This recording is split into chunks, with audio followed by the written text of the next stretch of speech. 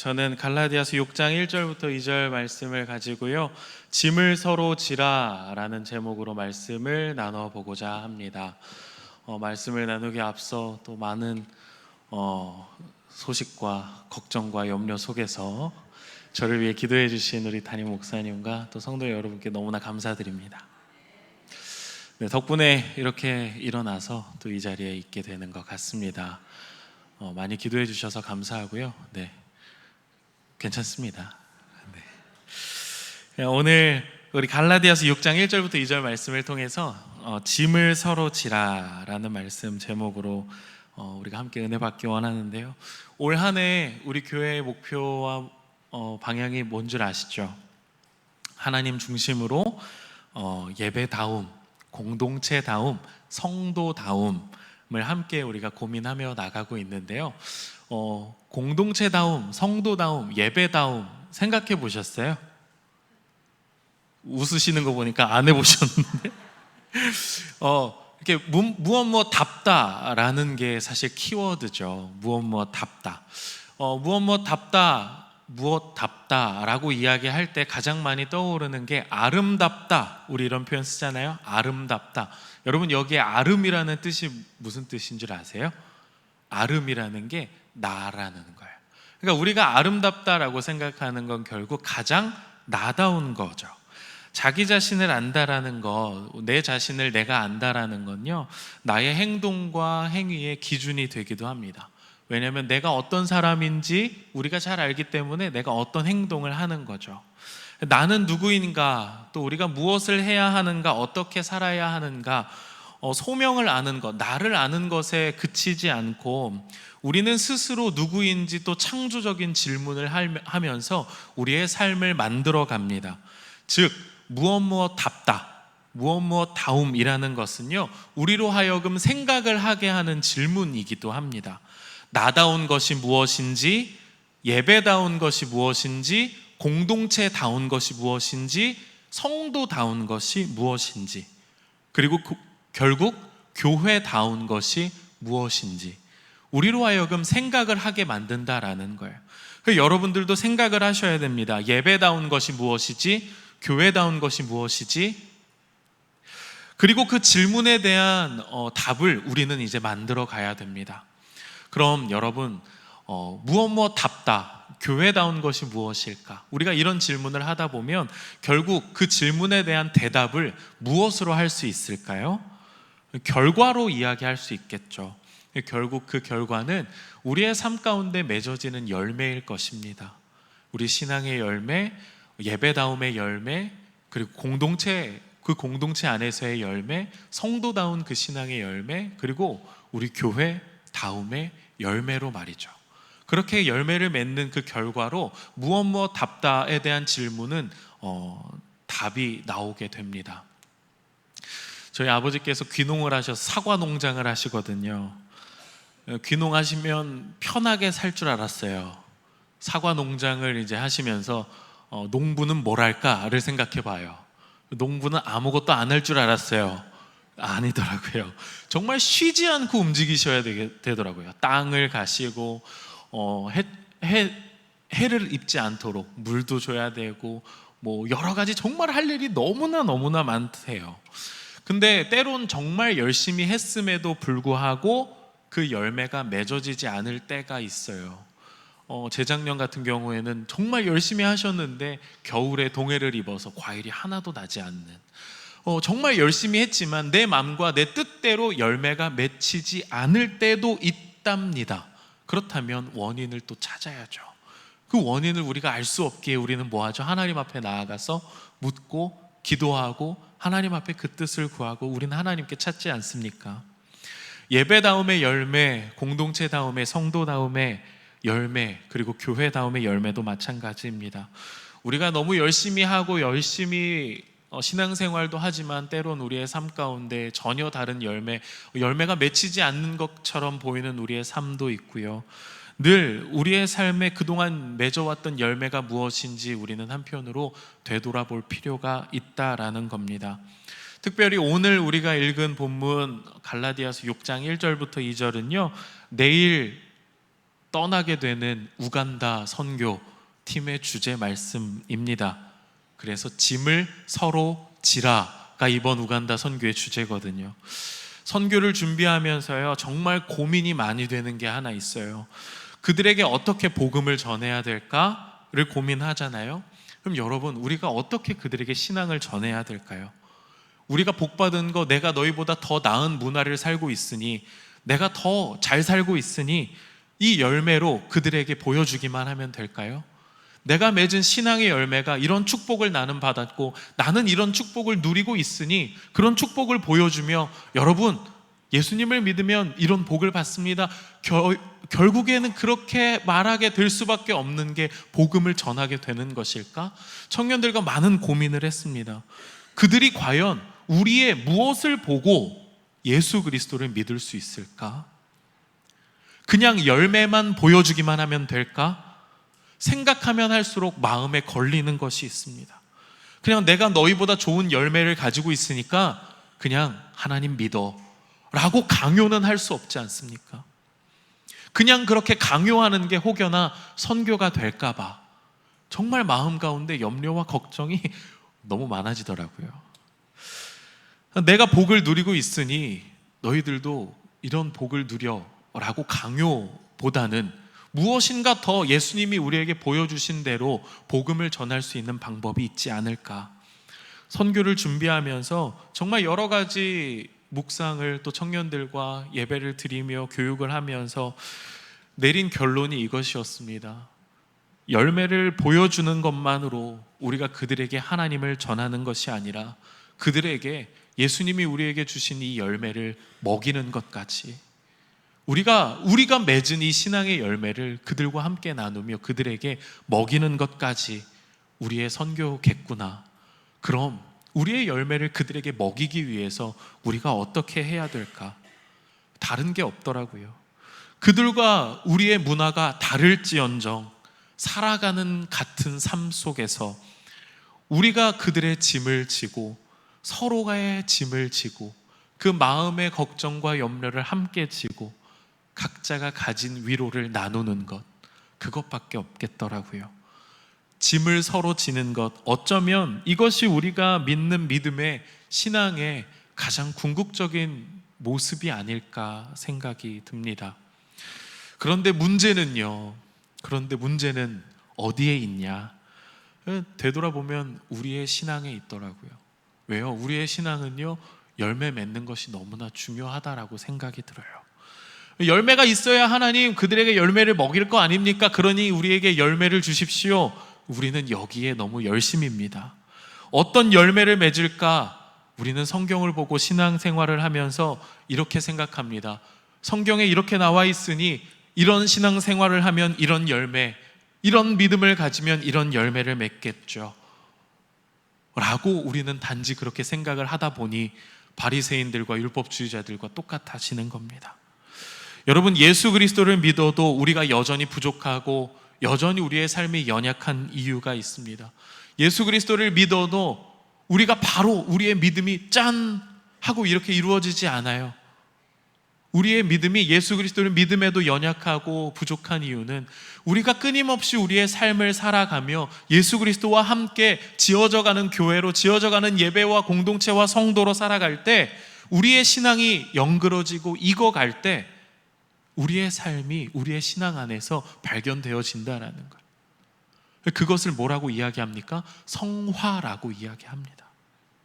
그런데 우리는 그거라기보다 이 성경 속에서 해답을 찾길 원하죠. 당장의 우리의 문제 앞에 놓인 이 문제 속에서 우리는 이 성경을 통해서, 신앙을 통해서 해답만을 찾길 원합니다.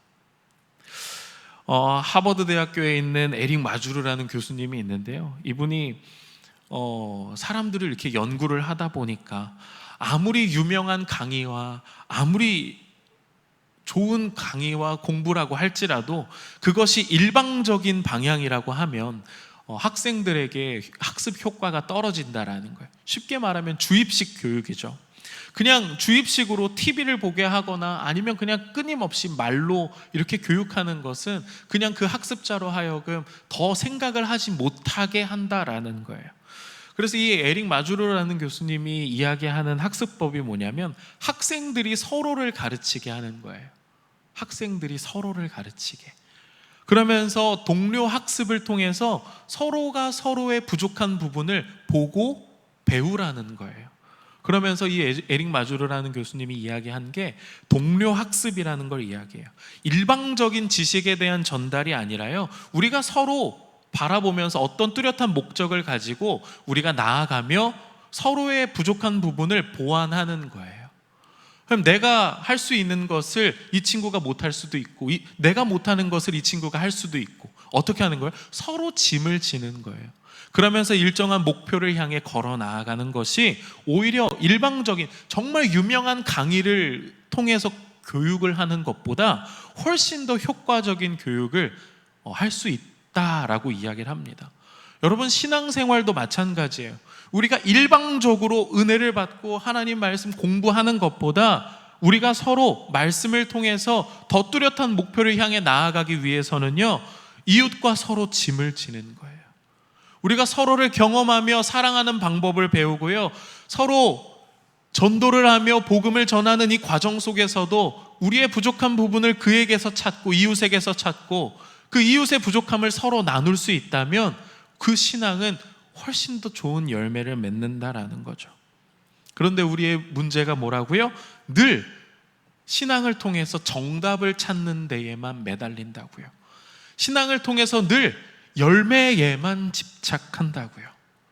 우리가 얼마나 학습되어져 있는 동물인 줄 아십니까? 여러분, 사람이 굉장히 학습되어져 있어요. 질문을 하나 던져볼까요?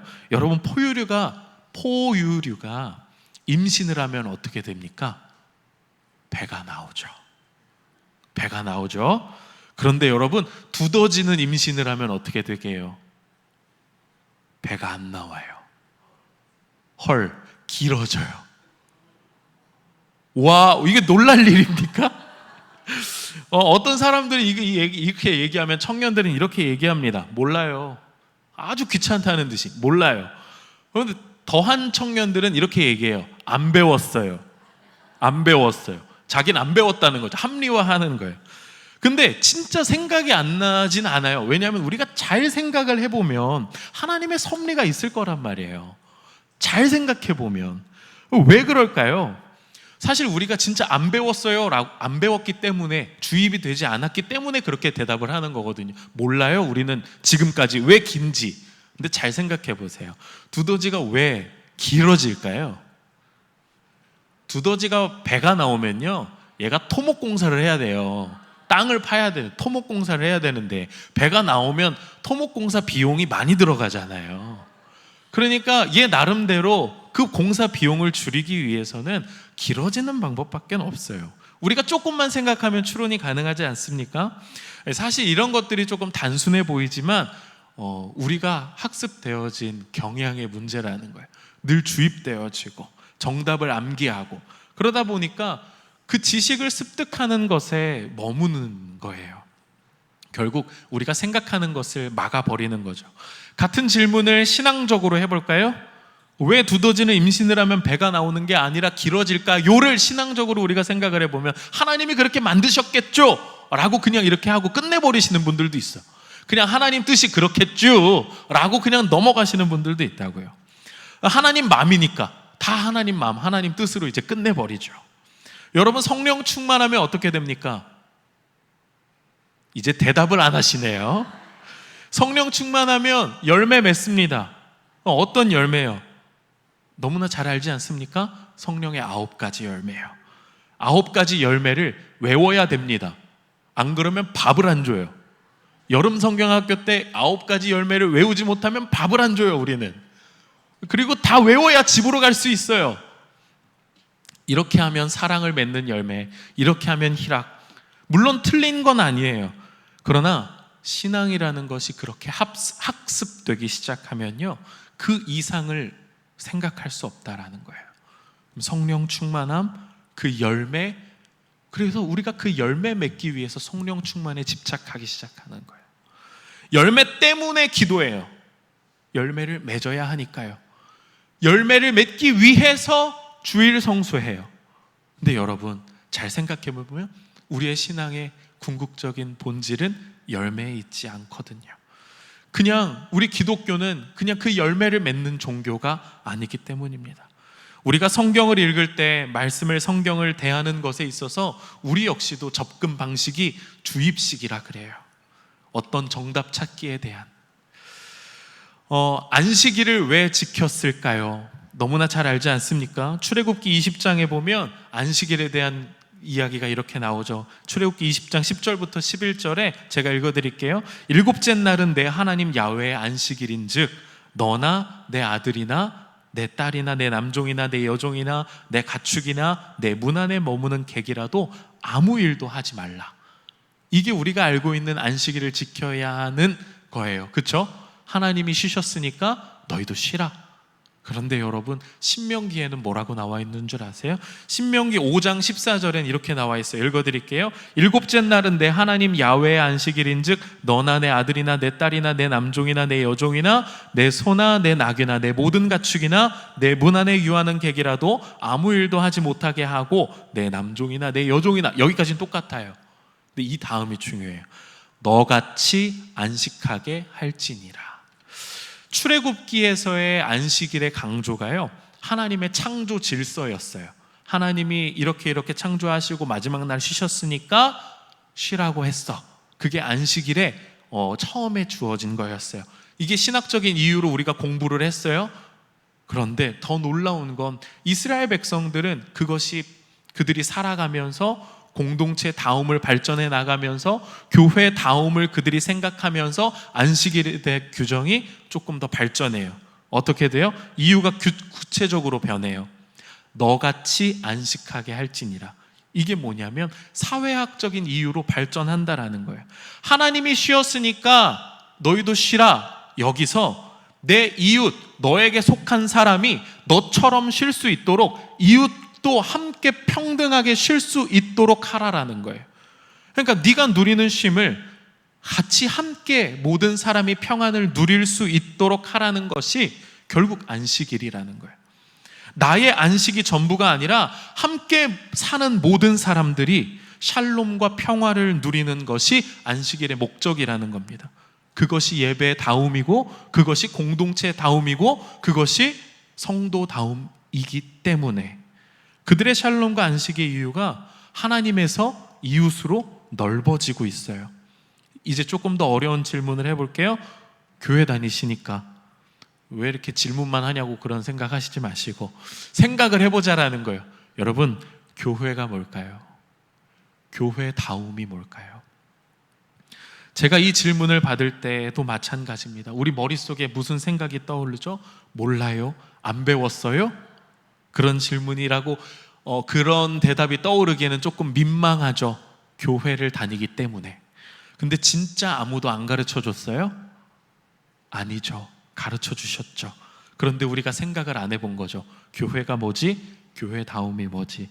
질문 앞에 그런데 우리가 아무런 생각이 나지 않는 이유, 우리가 몰라요, 안 배웠어요 라고 그 대답밖에 못하는 이유가 우리는 교회를 성경으로 지식으로 습득하려고 하기 때문이에요. 교회가 뭐다 라고 있는 답을 성경에서 답을 찾아내려고 애쓰기 때문이에요. 나이가 들면서 나의 비전과 인생에 대한 사고와 생각은 깊어지는데 또 그래야 하는데 왜 신앙에 대한 결단은 여전히 여러분들 이거 하지 말랬지 저거 하지 말랬지 여기에만 머물러 있냐라는 거예요. 하나님이 이 세대를 본받지 말랬지, 그러니 우리가 이 세대를 본받지 말고 정말 술도 먹으면 안 되고 담배도 피면 안 되고 이런 걸로만 우리가 신앙생활을 구분한다라는 거예요. 그런 결단에만 머물러 있으니 교회 다움을 생각했을 때 교회가 뭔지 머릿속에 떠오르지 않는 겁니다. 이렇게 하면 열매 맺지 못한다라고만 배웠으니까, 이런 정답의 열매를 우리가 해야 하는 걸 신앙생활이라고 생각하니까 여전히 신앙을 이거 하지 말고 저거 하지 말고 하는 것으로 생각하다 보니 우리가 대답을 못하는 겁니다. 오늘 우리가 읽은 갈라디아서를 보면요, 바울이 말하는 편지 중에 가장 논리적인 편지예요. 또 바울이 쓴 책들 중에 아마 가장 자서전적일 거예요. 그리고 핵심적인 논리들을 아주 진지하게 정리해 놓은 편지거든요. 근데 여기서 바울이 이야기하는 이 갈라디아서의 가장 큰 핵심적인 이야기를 우리가 살펴보자면 여러분들 너무 잘 아는 이야기예요. 5장의 내용을 우리가 잠깐 읽어볼게요. 5장 22절부터 23절 말씀이에요. 자, 갈라디아서 5장 22절부터 23절 말씀 제가 읽어드릴게요. 오직 성령의 열매는 사랑과 희락과 화평과 오래 참음과 자비와 양선과 충성과 온유와 절제니 이 같은 것을 금지할 법이 없느니라.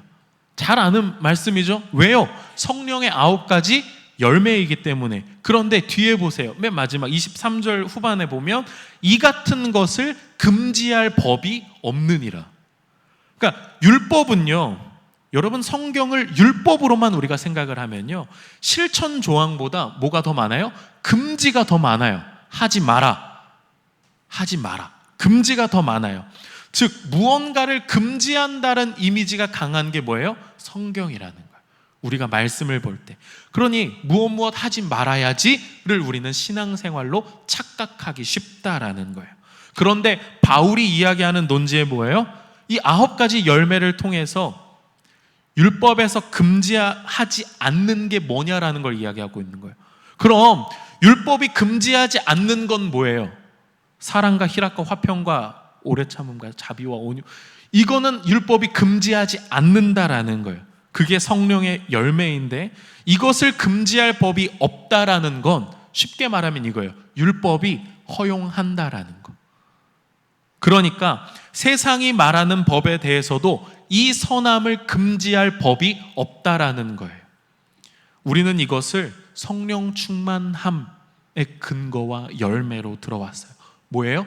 결과죠. 열매예요. 우리는 이런 열매를 맺는다. 그런데 여러분, 열매를 맺는 것, 그것이 너무나 중요한 이 시대, 이 세상에, 결과주의가 너무나 중요한 이 세상에 진짜 중요한 건 뭐예요? 교회 다음에 열매가 중요한 게 아니라 그 다음이에요. 교회가 뭐지? 교회 다음이 뭐지? 라는 질문, 교회의 본질에 대한, 교회 다음에 대한 질문, 그 다음에 교회가 선함으로 맺어야 하는 열매들이 끝이 아니라 이제 그 다음은, 그 열매가 뭐 웃잖는데 그 열매를 가지고 뭘 할 거냐가 중요하죠. 성령의 9가지 대표적인 열매요, 열매를 맺는 거 중요합니다. 열매 맺었어요. 그럼 그 다음에 열매 맺으면 끝입니까? 우리의 수많은 고민들 중 하나가 뭡니까? 우리가 다 이루어 놓은 그 상황에서의 허무함 아닙니까? 어떤 진로나 우리가 나아가는 직업적인 결과, 내 목표를 다 이루었을 때 그거 다 이루고 나서의 그 허무함. 열매라는 결과를 맺었는데 그 다음이 없는 거죠. 제 신앙도 그랬어요. 정말 어떻게 신앙생활하고 잘하고 목사가 되고 뭐가 잘 되면 좋은 열매를 맺으면 되겠지. 끝이 없더라고요. 좋은 열매가 되는 욕심은 끝이 없고요. 내가 받아야 하는 축복은 끝이 없고요. 나의 인간적인 만족은 끝이 없어요. 결국 하나님이, 내가 하나님 앞에 하나님 이런 열매를 맺게 해주세요 라는 간절함은 제가 하나님 앞에 절박했어요. 그러나 하나님이 절박하신, 하나님이 간절하신 건 뭐였냐면 그 열매를 어떻게 하나님은 다른 사람들에게 먹이실까? 하나님은 그게 절박하시더라고요. 바울은 복음을, 하나님이 우리에게 주신 이 축복을 열매로 그냥 끝이라고 설명하지 않아요. 성령 충만을 그런 사랑, 희랑, 화평 이런 것을 열매 맺는 것으로 끝내지 않아요. 열매 맺은 사람들의 그 다음 스텝, 어떻게 그 열매를 맺으면 그 다음 한 걸음을 나아갈 것인가를 이야기한단 말이에요. 그래서 그 이야기가 어디에 나와 있냐? 여러분들이 읽으신 6장에 나와 있다라는 거예요. 갈라디아서 5장이 성령의 열매예요. 그 열매가 끝이 아니에요. 6장이 있어요. 6장을 가면 그래서 이렇게 나오는 거예요. 우리가 읽은 말씀이에요. 6장 1절부터 2절 띄워주세요. 형제들아, 사람이 만일 무슨 범죄한 일이 드러나거든 신령한 너희는 온유한 심령으로 그러한 자를 바로잡고 너 자신은 살펴보아 너도 시험을 받을까 두려워하라. 너희가 짐을 서로 지라 그리하여 그리스도의 법을 성취하라. 무엇 하지 말라라는 걸로 그리스도의 법을 성취하라는 게 아니라요, 열매를 통해 짐을 서로 지는 것으로 뭐 하라고요? 그리스도의 법을 성취하라고요. 여기 가장 큰 번역의 차이가 좀 있거든요. 이 개역 개정에는 없는 번역이, 새 번역에는 원어를 조금 더 잘 번역했는데 뭐라고 나오냐면요, 새 번역 1절에는 형제자매 여러분, 어떤 사람이 어떤 죄에 빠진 일이 드러나면 성령의 인도하심을 따라 사는 사람인 여러분은 온유한 마음으로 그런 사람을 바로잡아주고 자기 스스로를 살펴서 유혹에 빠지지 않도록 조심하십시오. 여러분은 서로 남의 짐을 져 주십시오. 그렇게 하면 여러분이 그리스도의 법을 성취하실 것입니다. 가장 큰 번역의 차이가 어디냐면요, 성령을 따라 사는 사람이 나와요. 그러니까 5장이랑 자연스럽게 연결이 되는 거예요. 성령의 열매가 뭐예요? 사랑, 희락, 화평, 이 9가지 열매를 맺은 성령을 따라 사는 사람은 6장에 연결되어 뭐 한다고요? 남의 짐을 져준다고요. 세상에 넘어진 사람을 바로 잡아 세워주고요, 그들을 온전하게 보충해줘요. 온전하게 세상에 있는 넘어진 사람들을 온전하게 보충해줘요.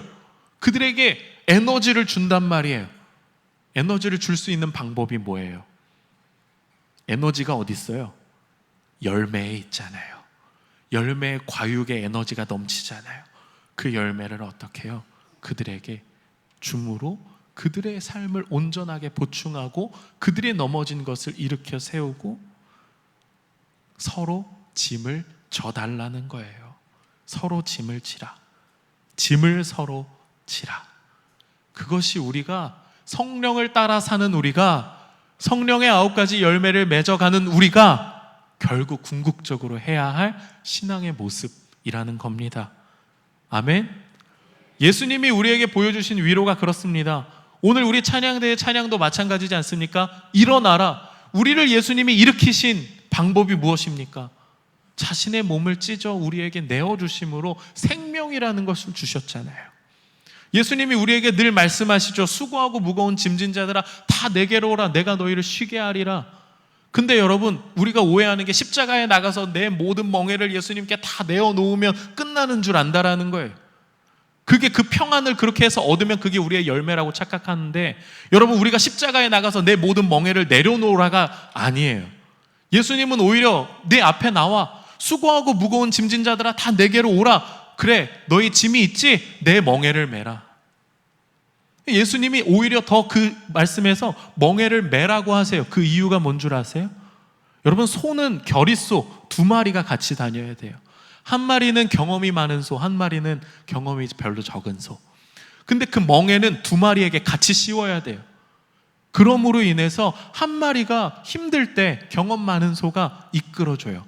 그러니까 내가 진 이 짐이 너무나 무겁고 어려울 때 이 짐을 내가 내어놓고 있는 게 아니라 오히려 예수님은 예수님과 함께 멍에를 매라라는 거예요.